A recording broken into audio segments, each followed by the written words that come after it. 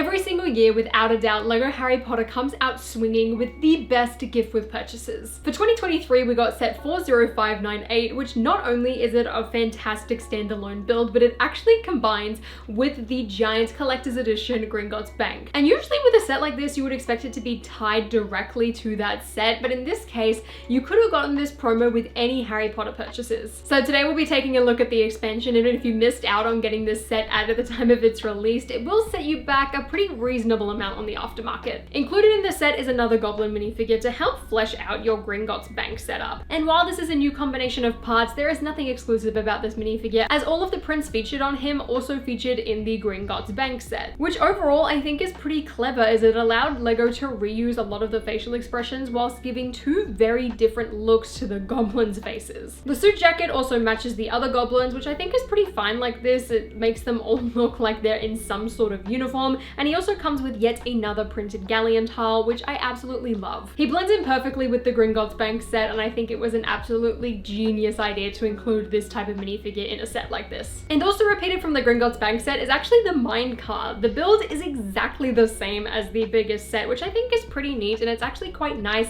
to have two separate cards featured in the display model, as you can have some of them stopped at the different vaults, and if you didn't plan on purchasing the larger Gringotts set, you still feel like you've got a pretty decent chunk of the actual bank included in your promo. And because the build is exactly the same as well, you can fit up to 2 minifigures in this set, but not much more unless you want to modify it. Now, the actual vault itself is really cool, because not only does it allow you to expand upon the Gringotts Bank set, it also allows you to expand it upon with multiple vault sets. If you ended up splitting up your Harry Potter purchases or end up wanting to buy multiples of these, you could stick them all in a line and create a tiny little cart system, which I think is really cool. As on one end, you've got some empty Technic holes, which allow you to connect with the actual Gringotts set, and on the other, you have the accompanying Technic pins, which again really suggest that you could go and expand on this. The vault is also kind of nameless. It's not really tied to anything, and you also get 2 extra stickers so you can customize your own Gringotts Vault labels if you really wanted to using a Sharpie. And the whole front facade of the vault is exactly the same as featured in the Gringotts Bank set, which at least for me, I built this set second, so it was quite nice to kind of return to that, and there was a lot of elements of this build too that I kind of remembered from muscle memory. Just like that set, the vault door can open and allow you to access the inside, which with this set in particular is actually pretty cool because it acts as its own little piggy bank type of thing. There's a cutout in the top of the set where you could slide some coins into, whether that be real life actual coins or even the printed galleons from the Gringotts Bank set,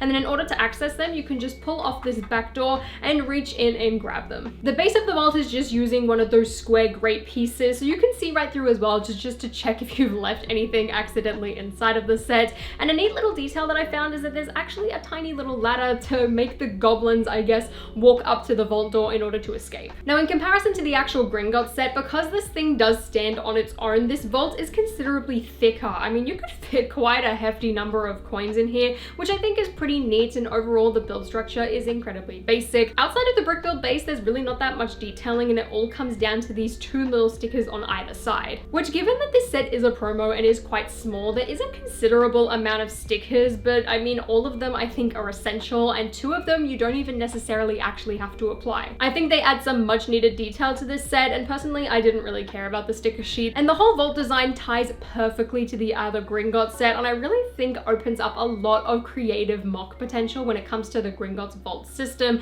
and the Gringotts Vault set. I also think this promo really helps to justify why the vault system was included in the original Gringotts Bank set to begin with, as there was a lot of people kind of questioning why that was included, since it did add quite a significant amount of cost just due to how big it is and how many pieces there were. And I personally love that it was included. It makes the set feel incredibly unique and was very fun to play around with, and just little things like this I think really add to it and just make it a little bit better. From a LEGO Harry Potter collector standpoint too, it's really cool to have a promo that once again fits into other LEGO Harry Potter sets, similarly to how the Grand Staircase can connect with all of the Hogwarts modular sections. I just think that is an absolute genius idea, especially for a set like Gringotts. If you want to check out my thoughts on the Gringotts Bank set, you can do so on the end screen now, but otherwise let me know what you think about this gift with purchase in the comments down below.